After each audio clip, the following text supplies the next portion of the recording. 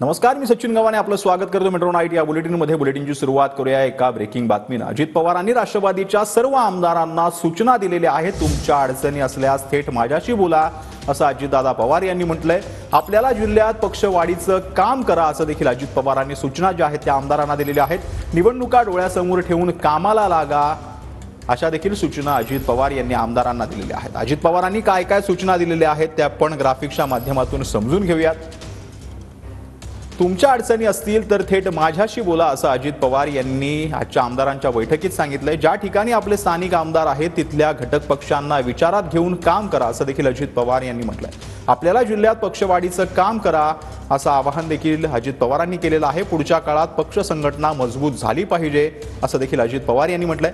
अनेक लोकांना पक्षात यायचं आहे, चांगल्या लोकांना पक्षात घ्या असं देखील अजित पवार यांनी म्हटलंय। पक्षाचं काम लोकांपर्यंत गेलं पाहिजे असं देखील अजित पवार यांनी म्हटलंय।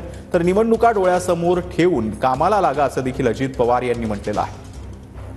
तर स्थानिक स्वराज्य संस्थांच्या निवडणुका कधीही लागतील, मात्र महायुती म्हणूनच एकत्रित काम करा अशा सूचना देखील अजित पवार यांनी आमदारांना दिल्या।